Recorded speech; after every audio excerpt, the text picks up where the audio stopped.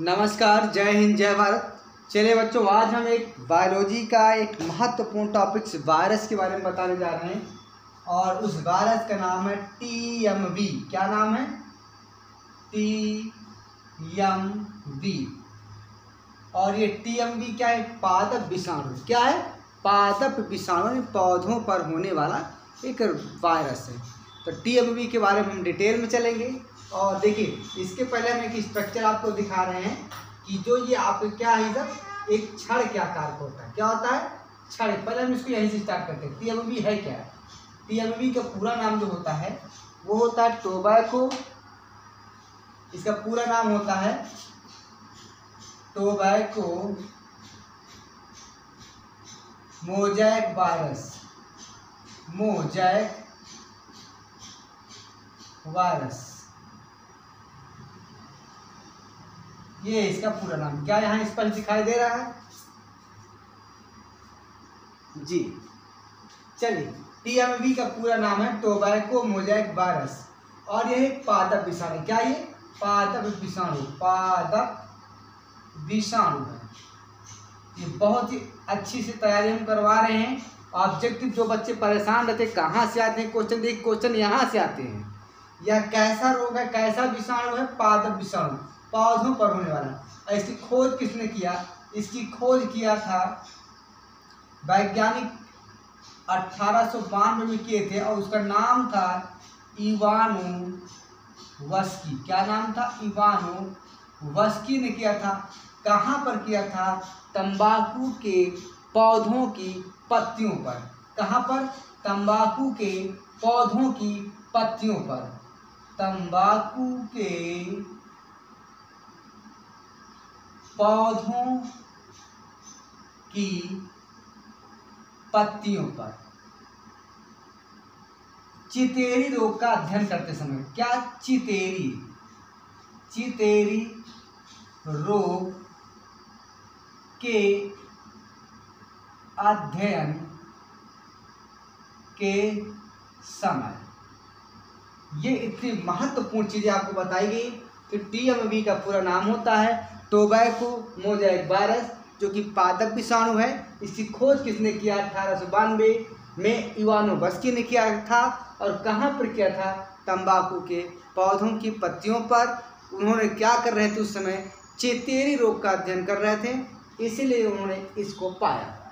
अब आगे देखिए, इसकी जो संरचना होती है एक सीधा होती है। देखिए, जैसे आपको दिखाया गया ना पर ये छड़ के आकार का होता है। क्या होता है? अगर इसकी संरचना के बारे में बात करेंगे तो इसकी संरचना में आप संरचना लिख लीजिए। संरचना,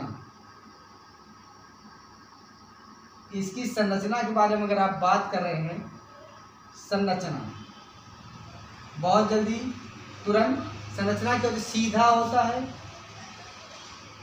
सीधा होता है, दृढ़ नलिकाकार होता है, दृढ़ नलिकाकार, और किस प्रकार का होता है? छड़नुमा होता है। किस प्रकार? छड़नुमा होता है। ये सीधा होता है, दृढ़ होता है, नलिकाकार होता है, छड़नुमा होता है, जो कि इसका जो व्यास होता है 15 नैनोमीटर। 15 नैनोमीटर व्यास वाला होता है। यहाँ देखिए, दिखाया गया आपको 15 नैनोमीटर। ये जो यहाँ से यहाँ तक चौड़ाई है ये 15 नैनोमीटर। ध्यान रखिए, 15 नैनोमीटर। और जिसकी लंबाई है ये 300 नैनोमीटर है। क्या है? 300 नैनोमीटर। यहाँ लिख सकते हैं प्लस 300 नैनोमीटर। ये इसकी लंबाई होगी, चौड़ाई होगी। और इसका जो बाहरी भाग होता है ना, इसका जो बाहरी भाग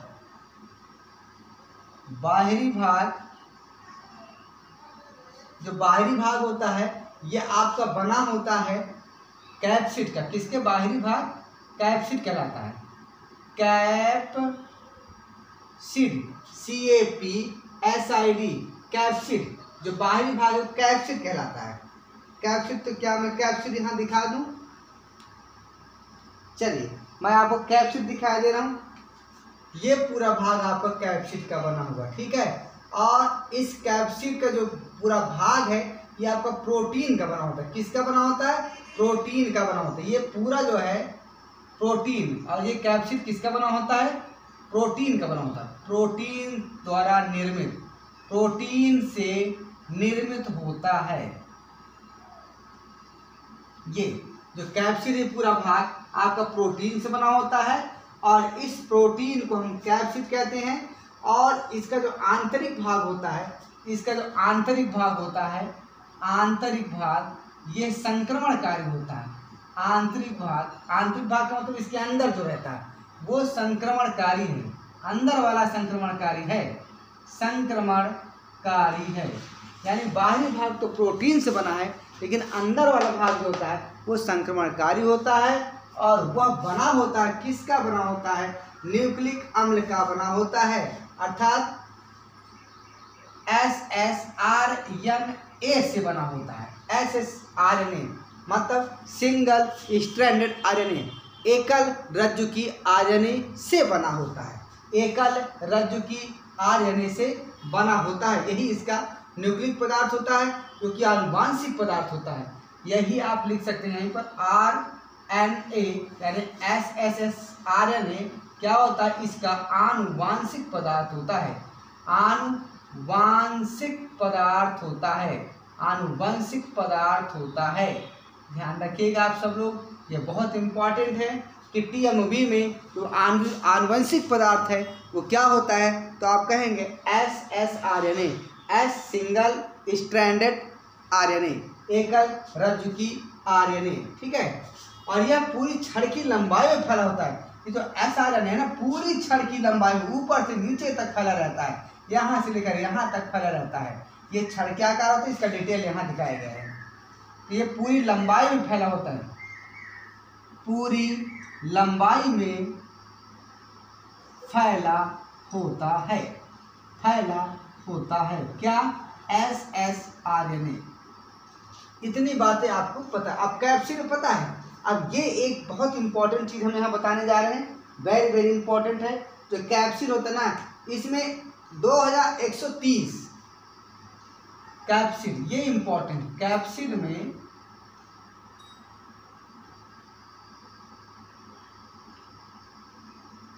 कैप्सिड में 2130 कैप्सोमियर्स होते हैं। कैप्सोमियर्स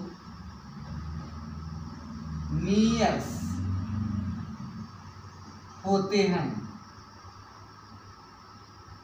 कैप्सोमियर्स क्या? ये कैप्सोमियर्स ही तो हैं, ये वाले जो आपके हैं कैप्सोमियर्स तो हैं। अरे यहाँ ना लिखकर मैं इधर दिखाई दे रहा हूँ।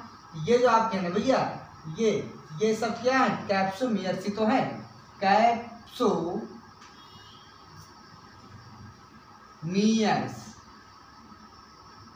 ये पूरे जो हैं आपके कैप्सोमियर्स से। कितने कैप्सोमियर्स होते हैं? 2130। इसको याद रखना कि कैप्सिड में कितने कैप्सोमियर्स होते हैं? तो 2130 जो प्रोटीन बने होते हैं। और ये किसके बने होते हैं? ये प्रोटीन से निर्मित होते हैं। और यहाँ नोट कर सकते हैं कि जो कैप्सोमियर्स होते हैं, कैप्सोमियर्स जो होते हैं ये प्रोटीन के बने होते हैं। किसके बने होते हैं? प्रोटीन से निर्मित होते हैं, प्रोटीन से निर्मित होते हैं। ये रहा इतना इसके TMB के बारे में। और ये जो कैप्सोमियर्स है भैया, इनका अणुभार बहुत ही हाई होता है। इनका अणुभार लगभग 17,300 होता है। कैप्सोमियर्स का अणुभार, ये देखिए फिर मिला आपका कैप्सोमियर्स का अणुभार। कैप्सोमियर्स का अणुभार लगभग 17,300 होता है। ये इम्पॉर्टेंट है, इसको ध्यान रखिएगा आपको, ठीक है। जो कैप्सोमियर्स होते हैं ना, इनका अणुभार 17,300 होता है। ये बहुत ही इम्पॉर्टेंट है। इसके बाद देखिए इसका जो संगठन होता है, TMB का संगठन क्या होता है, मतलब संगठन में क्या क्या होता है। तो संगठन में देख लीजिए, मैं यहाँ लिख दे रहा हूँ संगठन। क्या इधर दिखाई दे रहा है? मैं देख लूँ एक बार। हाँ बिल्कुल दिखाई दे रहा है, कोई बात नहीं दिखाई देगा तो हम वीडियो उधर कर लेंगे। अब संगठन में क्या होता है भैया? कि जो इनका संगठन होता है इसमें 95 भाग 95% भाग प्रोटीन होता है। कितने भाग? 95%। और जो 5% होता है वो होता है आपका क्या होता है? SSRNA। ये तो 95% क्या होता है? प्रोटीन होता है और 5% क्या होता है? RNA होता है। और जो RNA है 65,000 और जो RNA है ये लगभग 65,000 न्यूक्लियोटाइडों का बना तंतु होता है। क्या होता है? बना तंतु होता है। मोस्ट इंपॉर्टेंट, बहुत ही इंपॉर्टेंट चीज यहाँ पर आपको बताया गया है। ठीक है, जो आप टीएमवी के संगठन है इसमें 95% तो प्रोटीन होता है लेकिन 5% SSRNA होता है। और यह जो SSRNA होता है ये 65,000 न्यूक्लियोटाइडों का बना एक तंतु होता है। ठीक है, अब देखिए और एक जो न्यूक्लियोटाइड है इनका अनुभाग, अब जो न्यूक्लियोटाइड है ना इनका अनुभाग लगभग 2.4 लाख होता है। न्यूक्लियोटाइडों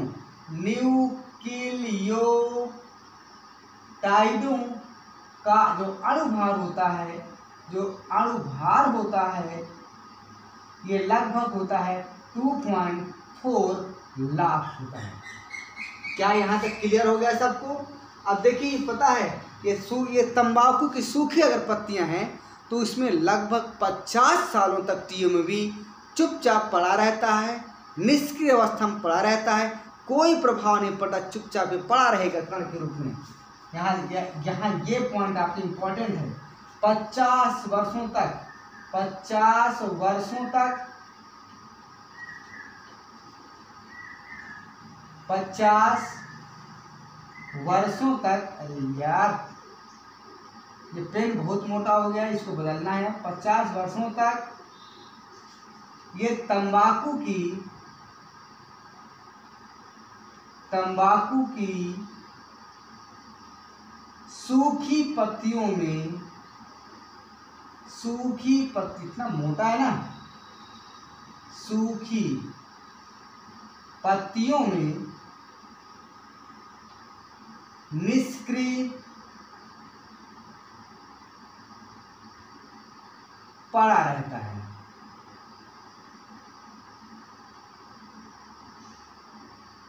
यानी 50 वर्षों तक कोई तंबाकू की सूखी पत्ती है तो उसमें पड़ा रहेगा, ये बिल्कुल लगता है कि मर गया, इस प्रकार ये पड़ा रहता है। बहुत ही खतरनाक होता है ये।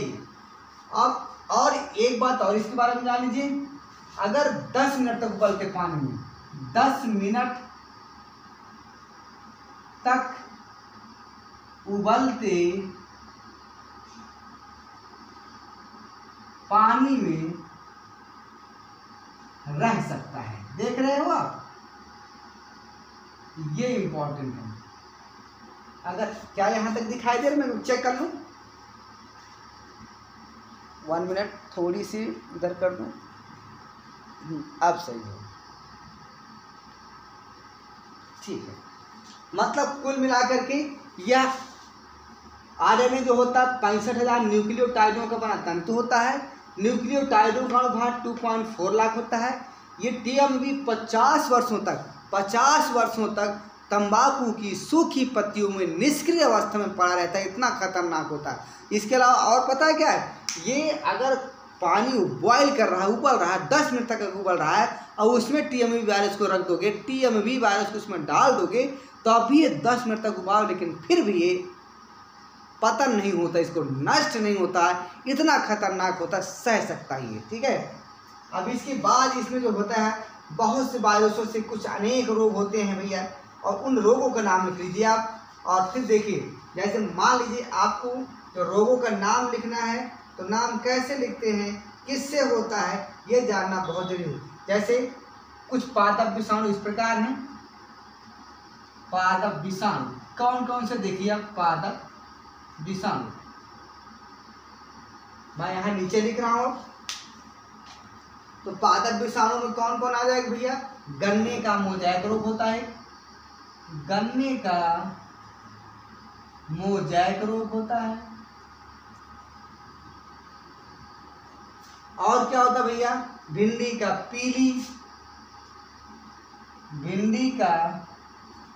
पीली मोजैक रोग। भिंडी देखे कभी, खाए होंगे, देखे होंगे, खेत में अगर गए होंगे तो जरूर देखोगे, नहीं गए तो कोई बात। पपीते का कुंचित पर्ण रोग, पपीते का कुंचित पर्ण रोग, ठीक है। ये कुछ पादप के विषाणु हैं, लेकिन कुछ ऐसे वायरस हैं जिनसे जंतु परेशान होते हैं। क्या होते हैं, जंतु परेशान होते हैं। तो क्या मैं इसको मिटा कर लिख सकता हूँ, या यहीं पर लिख दूँ, या जगह है देख लीजिए एक बार। हाँ ठीक है, जगह है थोड़ी बहुत, हम यहीं पर लिख दे रहे हैं। तो देख, कुछ जंतु के रोग हैं, जैसे आपका एक रोग होता है, आपका क्या होता है, जुकाम या सामान्य सर्दी। सामान्य जो सर्दी होती है, सामान्य सर्दी जो होती है, यह वायरस से होता है। और किस वायरस से होता है, राइनो वायरस, यानी RHNOVIRUS, ये राइनो वायरस है, ठीक है। सामान्य जो सर्दी होती है आपकी भैया, सर्दी खांसी जुकाम, ये किससे होता है, राइनो वायरस। ये राइनो वायरस लिखा हुआ, इसको आप देख लीजिए। इसके बाद इन्फ्लुएंजा आता है। क्या आता है, और जो आपका जुकाम में क्या होता है पता है आपको, श्वसन गला वाला। फिर एक होता है आपका इन्फ्लुएंजा। क्या होता है,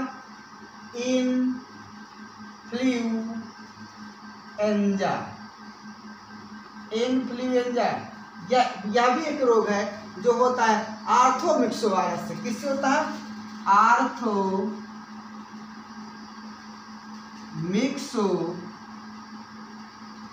वायरस से होता है।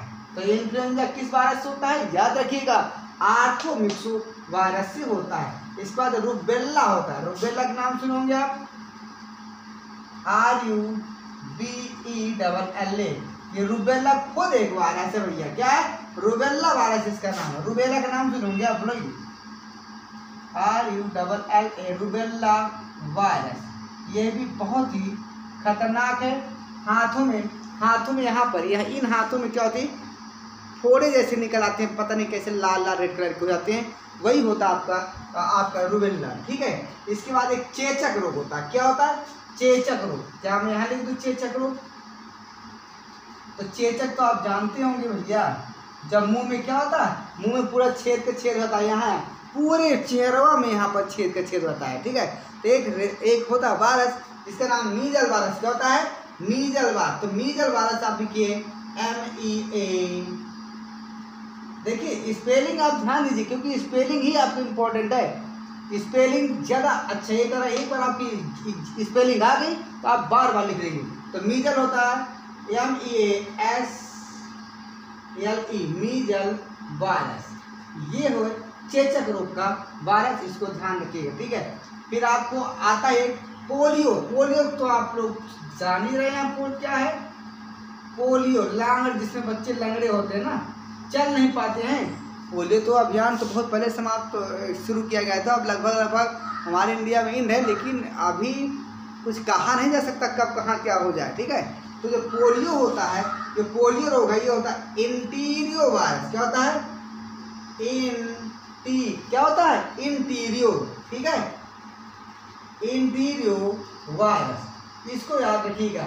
जो आपका पोलियो रोग होता है, ये होता है एंटेरो वायरस से होता है। कुछ और एक आध वायरस आप अगर याद कर ले तो ज़्यादा अच्छा है। कोई याद आ रहा है, बताइए। बस इतना ही बहुत है आज का। कल फिर हम आपको डिटेल में कुछ एग्जाम्पल आपको वायरस के देंगे, और उससे होने वाली प्रभावित अंग, किससे होता, क्या रोग है, आपको सब बताया जाएगा, ठीक है। तो आज का वीडियो यहीं तक। सिर्फ TMV के बारे में बताना था, कि सिर्फ TMV के बारे में बता दिए, साथ में कुछ आपके पादप विषाणु बता दिया गया, ठीक है। वीडियो को लाइक करिए। जय हिंद, जय भारत, ठीक है, चलिए।